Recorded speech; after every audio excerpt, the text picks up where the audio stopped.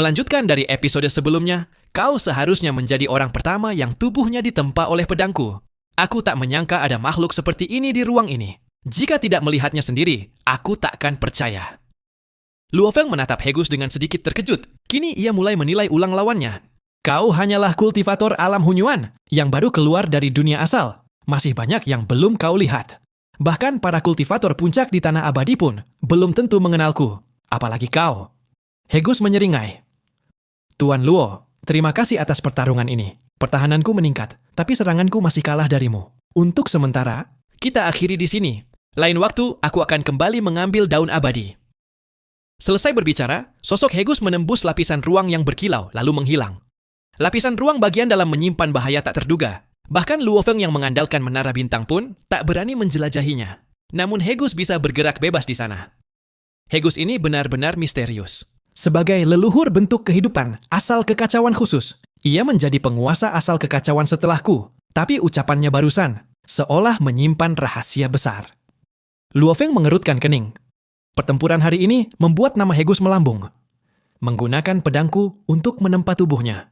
Semoga saat kita bertemu lagi, cangkangnya tetap sekeras itu. Memikirkan hal itu, Luo Feng sedikit kesal. Bagaimanapun, itu seperti penghinaan baginya. Ia menatap lapisan ruang di depannya, lalu mengayunkan pedang, membelah celah ruang, dan kembali ke ruang Hunyuan. Pertarungan ini cukup mengecewakan. Ia tak menyangka ada garis keturunan sekuat itu. Bahkan energi pedangnya justru membantu lawan memurnikan tubuh. Setelah menenangkan diri, Luo Feng memandang ke arah Tanah Abadi. Jika ia bisa mendapatkan buah abadi dan memperkuat jiwa, kekuatannya pasti meningkat pesat. Saat itu, ia bisa menyelesaikan urusan dengan para He Gus. Ia pun segera berangkat. Lautan tak berujung. Ribuan tahun kemudian, Luo Feng kembali. Hamparan air luas di ruang Hunyuan itu tetap tak berubah sejak dahulu. Akhirnya kembali. Para tuamu jarang keluar. Tapi Hunyuan Guangzhe adalah binatang roh Hunyuan jahat. Ia tak punya simpati pada dunia asal. Jadi aku pun tak perlu menunjukkan belas kasihan pada keturunannya. Luo Feng menatap lautan. 5 tuamu menjaga harta di dalamnya. Kali ini, ia ingin menguji pedangnya lagi. Sekaligus melampiaskan amarah pada He Gus. Cahaya keemasan menembus ilusi di permukaan laut dan masuk ke dunia di bawahnya. Gelombang bergejolak, 5 puncak gunung raksasa muncul, membentuk wilayah penekan yang luas. Siapapun yang berani memasuki wilayahku akan mati. Tekanan besar langsung menekan Luo Feng, sama seperti sebelumnya. Ibu tua-tua, dulu kau menghalangiku saat aku hanya lewat. Sekarang aku datang untuk merebut hartamu. Jika kau tak cukup kuat, kau takkan bisa menghentikanku. Luo Feng tak lagi bersikap sopan. Ia bahkan tak perlu menggunakan domain dunia niat pedang. Seluruh niat pedang berkumpul di sekelilingnya, dan ia berubah menjadi cahaya yang melesat ke dalam laut. Harta peninggalan Hunyuan Guangzhe sangat berharga bagi tuamu, meski tak digunakan langsung. Ledakan. Serangan Luo Feng terlalu cepat. Bahkan gabungan 5 tuamu tak mampu menahannya. Ia menembus laut, membelah permukaan, lalu terus melaju ke dasar. Wajah 5 tuamu langsung berubah. Cepat, hentikan dia, raung Elson. Leluhur pertama klan Tanyaan pernah datang 2 kali dan gagal. Bagaimana mungkin pendekar pedang ini berhasil? Mereka tak tahu banyak. Mereka tak tahu Luo Feng telah memperoleh daun abadi dan mengalahkan leluhur penyihir, serta ular tak terbatas seorang diri. Dalam pikiran mereka, Luo Feng hanyalah penguasa kekacauan muda. Mustahil baginya merebut harta itu. Di dalam laut, 5 tuamu bergerak dengan kecepatan luar biasa, seolah berteleportasi. Luo Feng merasakan 5 aura mendekat, namun ini belum batas kecepatannya. Ia langsung mengaktifkan rune spasial pada daun abadi. Kecepatannya melonjak lagi, jarak pun kembali melebar. Elson panik. Bagaimana dia bisa secepat ini? Bakar darah sumber kalian. Hentikan dia dengan kekuatan penuh. Kecepatan Luo Feng jauh melampaui mereka. Tanpa membakar darah sumber, mustahil mengejarnya. Luo Feng sedikit terkejut melihat mereka bertindak tanpa ragu. Jelas harta itu sangat berharga. Lagi pula, Hunyuan Guangzhe adalah binatang roh Hunyuan yang lahir alami. Setiap individu sangat kuat, bahkan mampu melahap leluhur Hunyuan. Wajar jika ia memiliki harta pendamping luar biasa.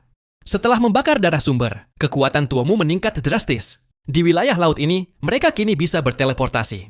Sekejap kemudian, mereka muncul di depan Luo Feng. Laut membeku, menghalangi jalannya. Pada saat yang sama, senjata tulang putih susu melesat dari tubuh mereka, langsung menuju Luo Feng. Es di sekitarnya sama sekali tak menghambat serangan itu. Kau pikir bisa menghentikanku seperti ini? Luo Feng mendengus. Ia langsung mengaktifkan tubuh penguasa niat pedang. Ini adalah teknik pemurnian tubuh yang ia ciptakan setelah menjadi penguasa. menggunakan niat pedang sebagai inti untuk membentuk ulang tubuh. Kini teknik itu hampir sempurna. Kekuatan fisiknya saja sudah setara dengan senjata ilahi, asal kekacauan tingkat menengah hingga tinggi. Tubuh Luo Feng berubah menjadi pedang. Ia mengabaikan 5 serangan tulang putih dan menerjang lurus. Ledakan. Kekuatan dahsyat meletus. Wilayah beku hancur seketika. Tubuh Luo Feng memang sempat hancur, tetapi dampaknya justru membuat 5 tuomu terpental. Sosoknya langsung menembus pertahanan mereka. Jika ia bisa dihentikan oleh 5 tuomu, itu baru lelucon. Saat ini, serangan terkuat di Tanah Abadi adalah pedang di tangannya. Kelima tuomu pernah mengusir Guyan dengan susah payah, namun Guyan tak bisa dibandingkan dengan Luo Feng sekarang. Mengandalkan garis keturunan, Guyan sudah berada di posisi lemah. Racun telah melumpuhkannya sebelum sempat mengeluarkan jurus pamungkas. Sebaliknya, Luo Feng sepenuhnya menekan racun, tak berpengaruh sama sekali. Ekspresi Elsun berubah. "Cepat, hentikan dia!" 5 tuomu kembali berteleportasi, bahkan menggunakan tubuh mereka untuk menghalangi Luo Feng. Tentakel mereka melesat liar, saling melilit dan menyatu. Setiap tentakel dipenuhi energi darah yang meluap. Di wilayah laut ini, kekuatan tak terbatas, terus mengalir ke tubuh mereka. Efek pembakaran darah sumber meningkat drastis. Tentakel tak berujung itu langsung menelan Luo Feng. Namun di dalamnya, tatapan Luo Feng tetap tajam. Di depannya, gumpalan niat pedang terkondensasi ekstrem, menjadi ujung tombak yang mematikan. "Kalian terlalu lemah untuk menghentikanku." Dengan satu pikiran, 9 naga raksasa muncul di sekelilingnya. Teknik 9 naga dalam satu pikiran. Naga-naga yang sepenuhnya terbentuk dari niat pedang itu ganas dan tajam. Tentakel, yang merupakan bagian tubuh tuomu, langsung menjadi sasaran empuk. Di bawah cengkeraman 9 naga, tentakel terputus satu persatu. Dalam sekejap, Luo Feng dan 9 naga telah mendekati 5 tuomu. 10 lawan 5. Mereka jelas tak mampu menahan. Tanpa perlu tubuh utamanya bergerak, 9 naga menjerat para tuomu, sementara Luo Feng melesat ke dasar laut. "Sial! Kenapa pendekar pedang ini sekuat ini?" "Bos, kita tak bisa lepas." Kelima tuomu meraung cemas. Terikat oleh niat pedang, mereka tak bisa berteleportasi. Hanya bisa bertahan sambil perlahan melemah. Sementara itu, Luo Feng terus melaju ke kedalaman. Lautan tak berujung sangat luas. Semakin dalam, tekanannya semakin mengerikan. Makhluk di bawah tingkat penguasa tak akan mampu bertahan. Bahkan makhluk asal kekacauan kelas dunia bisa hancur tertekan. Namun bagi Luo Feng, tekanan ini bukan masalah. Tanpa halangan, ia melaju dengan lancar. Saat jarak dari 9 naga makin jauh, kendalinya melemah. 5 tuomu kembali lolos dan mengejar, namun Luo Feng mengulang taktik yang sama dan kembali menerobos. Akhirnya, dasar laut mulai terlihat. Cahaya biru kehijauan memancar dari bawah. Bersamaan dengan itu, muncul fluktuasi kekuatan mirip asal air, namun jauh lebih tinggi, mencapai tingkat asal kekacauan. Luo Feng terkejut. Kekuatan air tingkat Hunyuan sangat langka. Aku hanya pernah mendengarnya, tak menyangka bisa melihatnya langsung. Ia mempercepat laju, menembus membran pembatas. Begitu masuk, kekuatan besar langsung menyapu dan mengikatnya.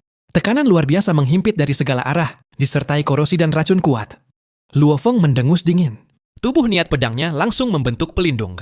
Niat pedang yang tak kalah kuat menahan korosi dan racun sepenuhnya. Ia tak tahu Guyan pernah masuk ke sini sebelumnya. Namun jelas, racun di sini jauh lebih kuat. Musuh alami bagi makhluk bergaris keturunan kuat.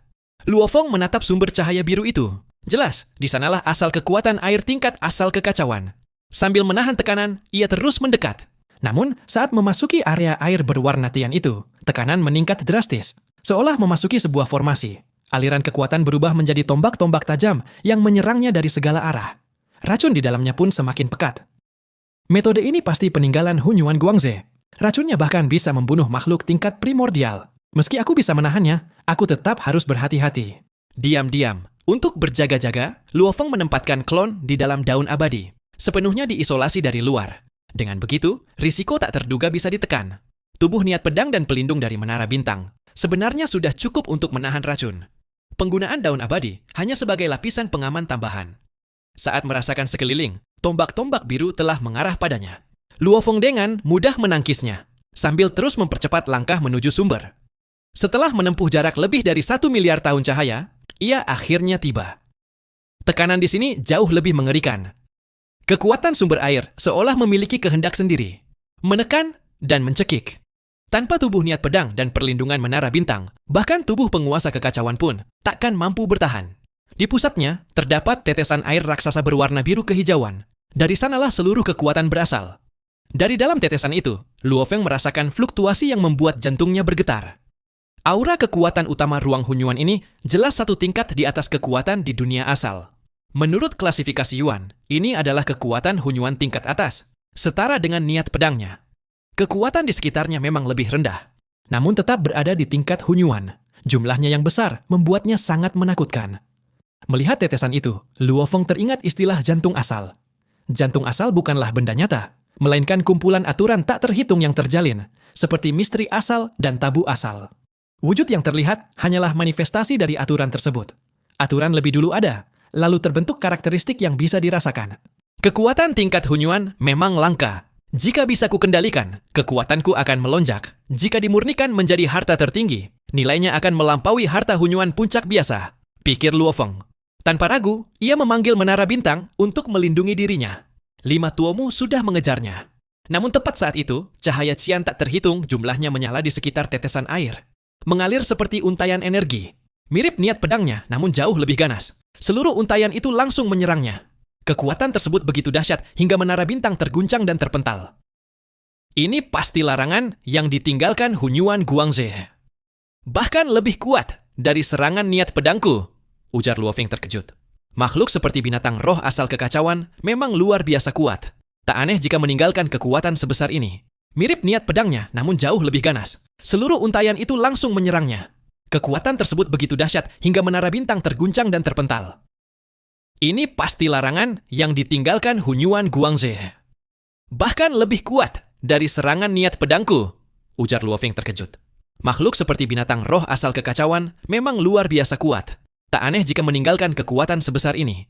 Luo Feng segera melepaskan daun abadi. Cahaya emas dan biru bertabrakan, menimbulkan ledakan besar hingga ruang terbelah. Ia mundur 2 langkah, tubuhnya sedikit terguncang. Ia tak menyangka larangan ini begitu mengerikan. Bahkan serangan biasa saja sudah setara kekuatan penuhnya. Tanpa daun abadi, ia takkan setenang ini. Seperti dugaan. Untuk mendapatkan jantung Hunyuan ini, aku harus habis-habisan. Ia langsung mengendalikan daun abadi, terus membombardir larangan tersebut. Tanpa pemilik, kekuatan itu terbatas. Jika terus dikikis, pasti akan habis. Namun, Luo Feng segera mengerutkan kening. 5 tuomu telah tiba. Berani menyentuh harta lautan tak berujungku. Kau mencari mati. Gelombang tekad kuat datang dari belakang. Kelima tuomu kini diselimuti aura besar. Aura itu menyatu dengan kekuatan sumber air di sini.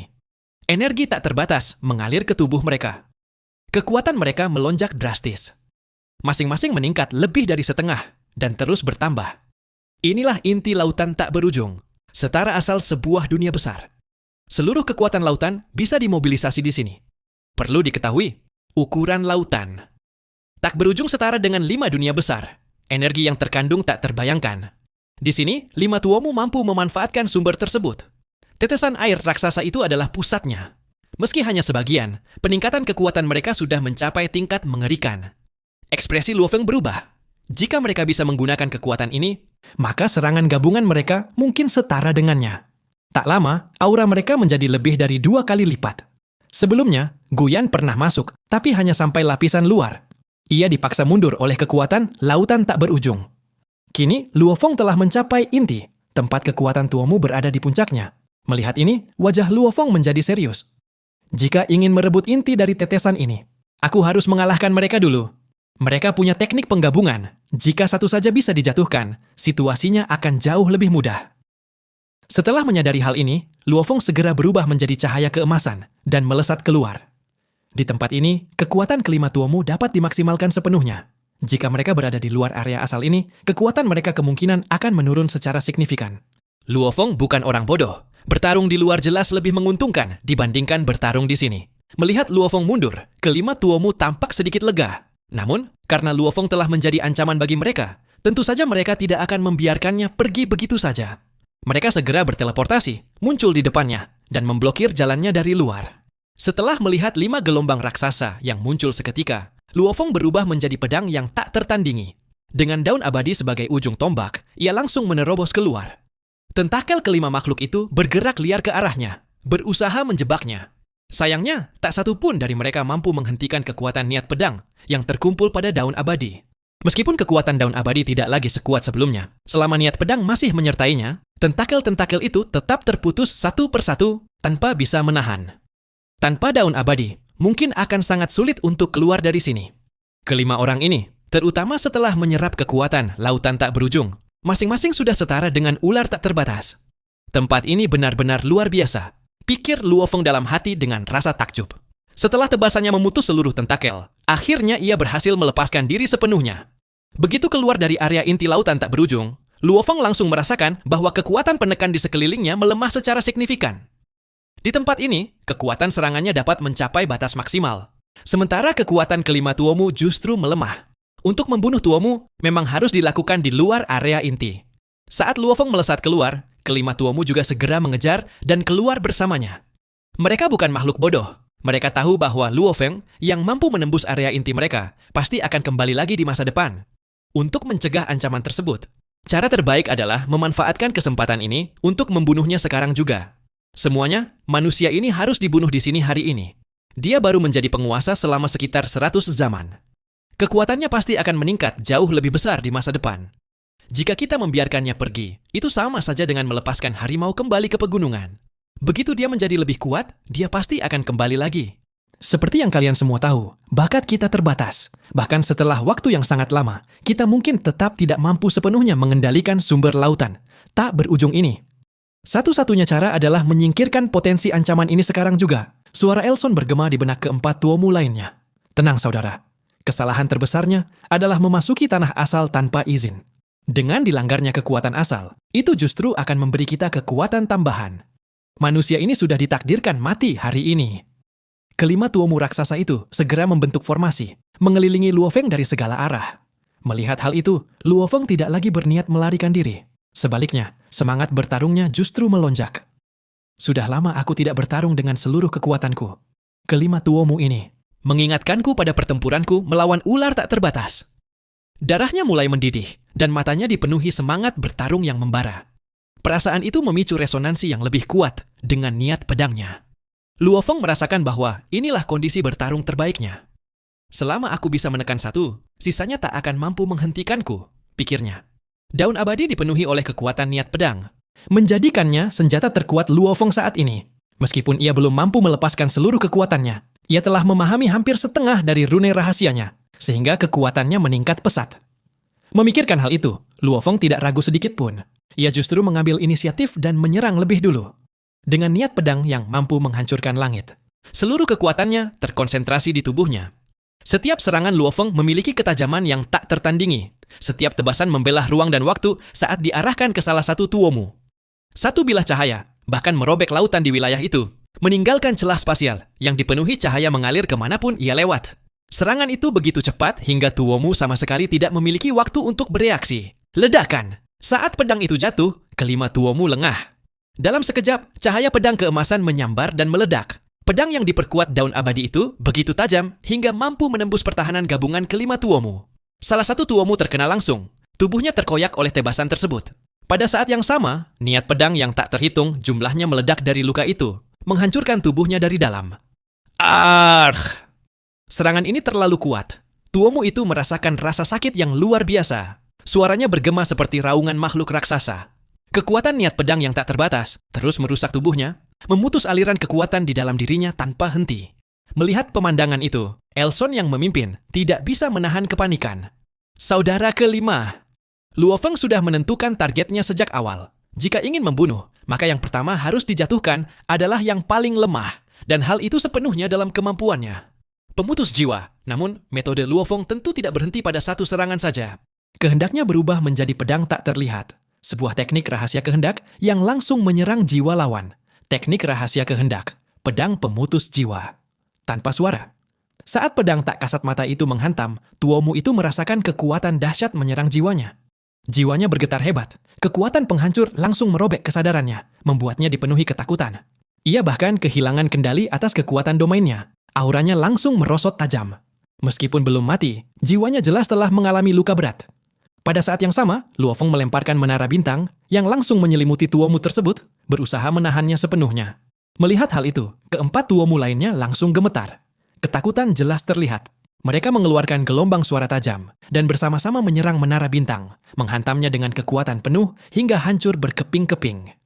Tuomu kelima yang auranya telah melemah lebih dari setengah segera memanfaatkan kesempatan itu untuk menjauh sejauh mungkin. Hati-hati, Teknik kehendak pendekar pedang ini sangat kuat. Aku lengah sedikit saja dan hampir tak mampu menahannya. Jika terkena 3 atau 4 kali lagi, aku pasti mati. Suara tuamu kelima terdengar panik. Sial, teknik kehendaknya terlalu kuat. Semuanya lindungi jiwa kalian. Jangan sampai lengah. Elson segera memperingatkan. Namun, dengan satu tuomu yang kekuatan tempurnya telah anjlok drastis, Luo Feng juga bisa merasakan dengan jelas bahwa kekuatan gabungan mereka kini jauh lebih lemah. Selama ia bisa menekan satu orang, 4 sisanya akan runtuh dengan sendirinya. Aku, Luo Feng, belum pernah menekan makhluk primordial sendirian sebelumnya. Hari ini, aku akan menekanmu. Luo Feng langsung menjadikan leluhur tuomu kelima sebagai target. Selama ia bisa menekannya, makhluk primordial itu akan sangat berguna baginya. Bisa dijadikan makanan bagi Morosa, sumber nutrisi bagi yang lain, atau bahkan alat untuk mengancam 4 tuomu lainnya.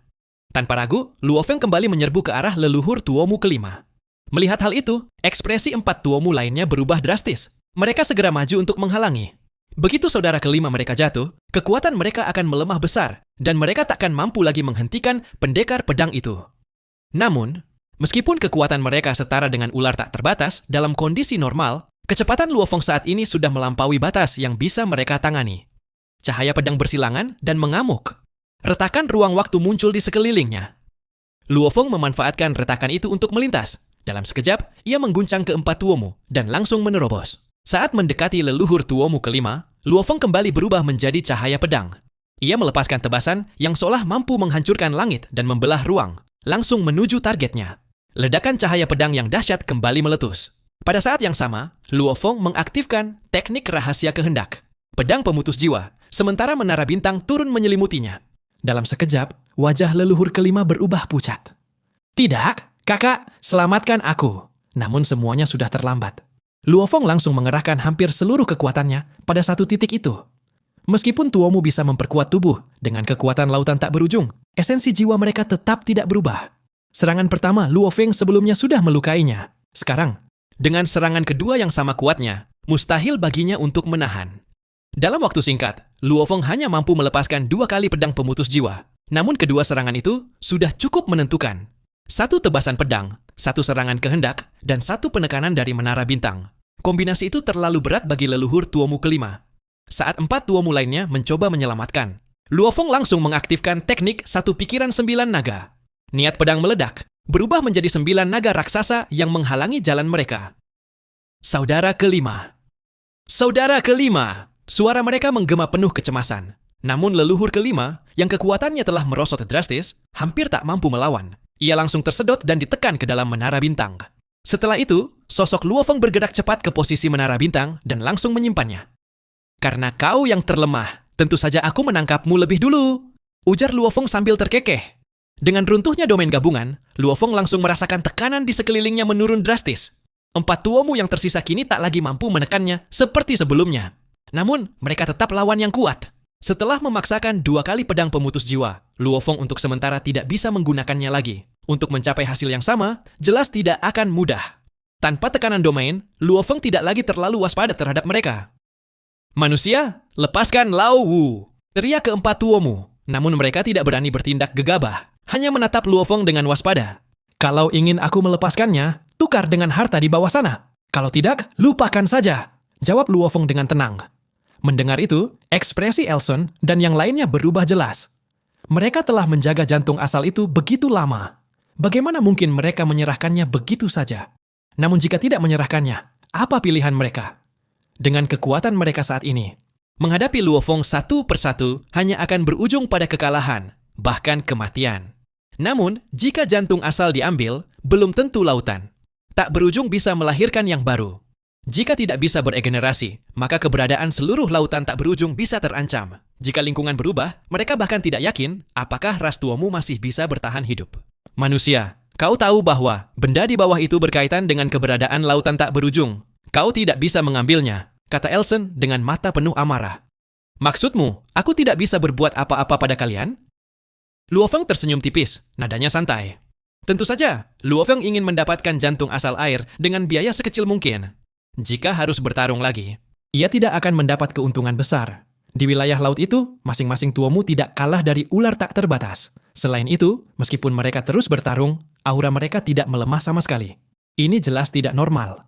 Satu-satunya penjelasan adalah lautan tak berujung terus memasok energi bagi mereka, memungkinkan mereka mempertahankan kondisi tempur puncak tanpa henti. Jika bisa ditukar tanpa pertempuran lanjutan, itu jelas hasil terbaik.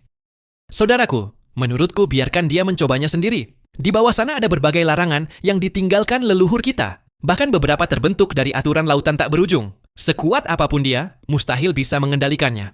Bahkan klan kita yang memiliki afinitas tinggi pun belum ada yang berhasil, apalagi orang luar.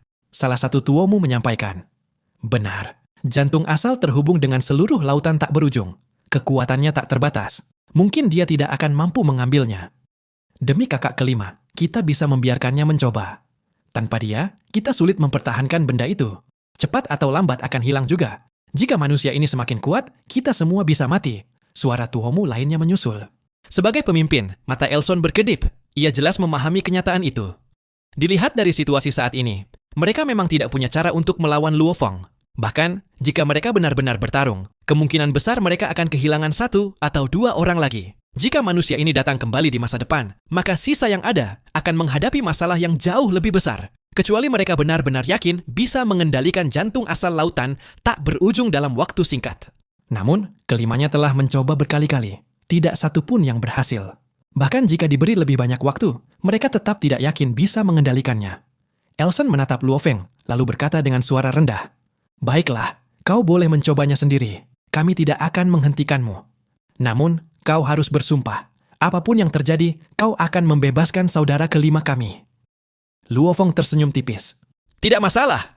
Aku, Luo Feng, bersumpah demi aturan tertinggi ruang Hunyuan. Selama kalian berempat tidak lagi menghalangiku untuk mengambil jantung asal lautan. Tak berujung ini, aku akan membebaskan leluhur kelima kalian, terlepas dari berhasil atau tidaknya aku."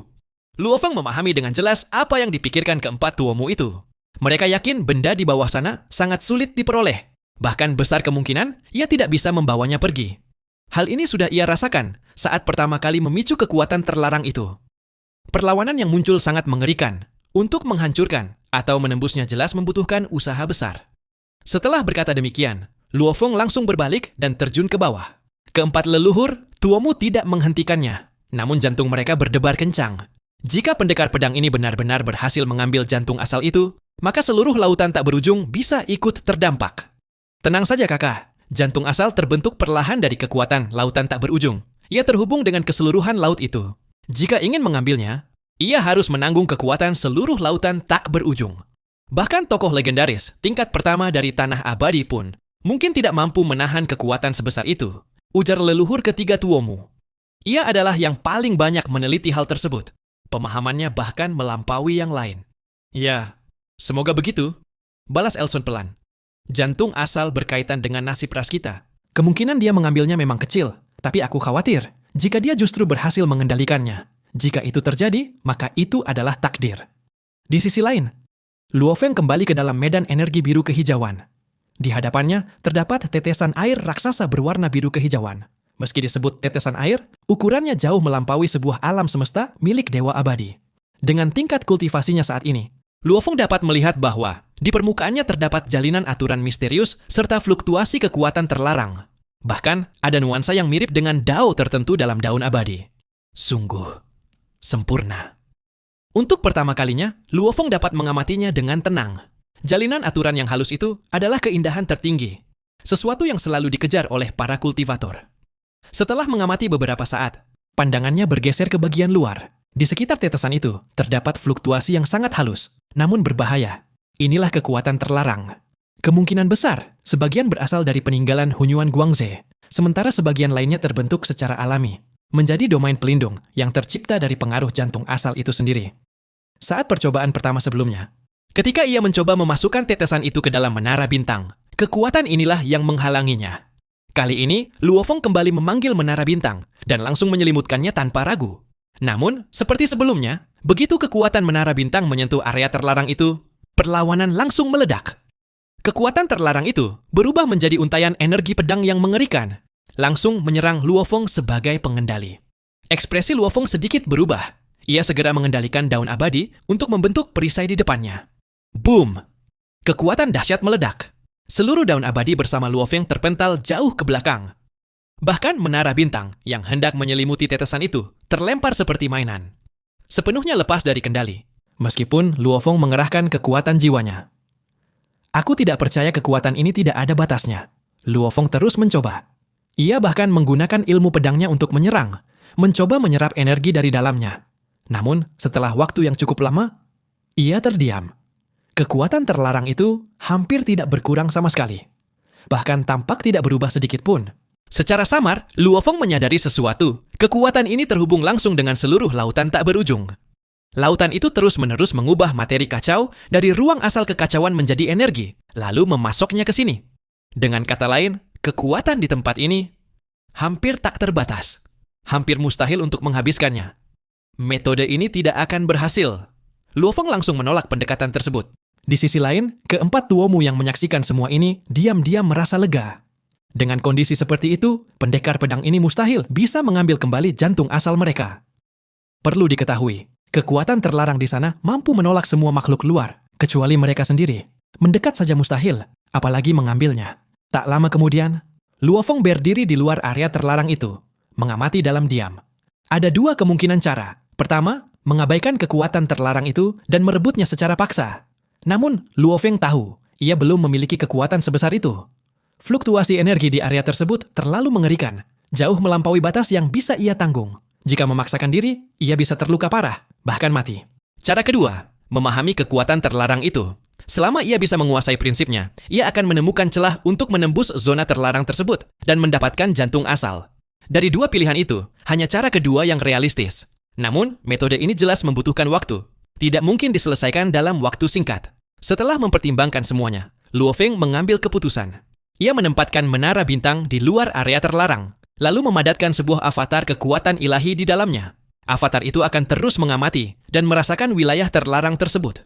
Sementara itu, tubuh utamanya akan perlahan-lahan memahami prinsip di balik kekuatan tersebut.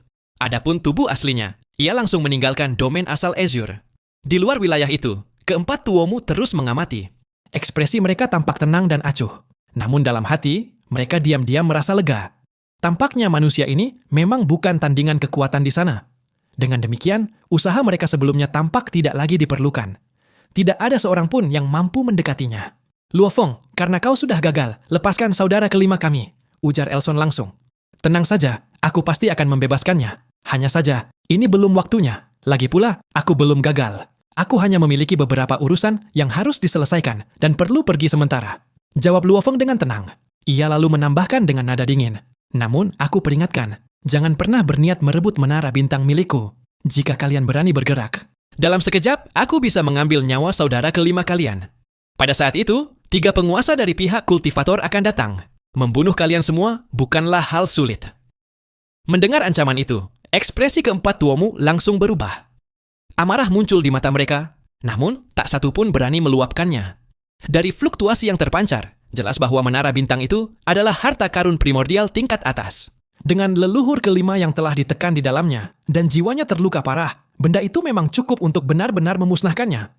Tenang saja, kami tidak akan menyentuhnya. Tetapi kesabaran kami terbatas, jawab Elson. Luo Feng tersenyum tipis. Kalian tidak perlu mengancamku. Begitu aku mencapai tanah abadi, aku bahkan tidak membutuhkan bantuan siapapun.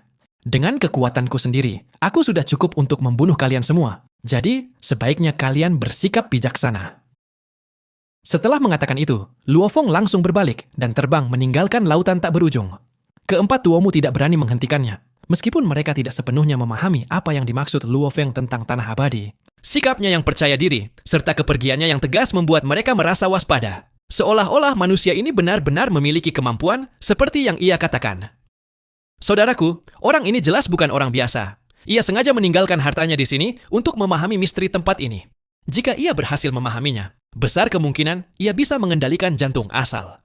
Kita juga harus berusaha secepat mungkin untuk menguasainya sebelum dia, ujar leluhur.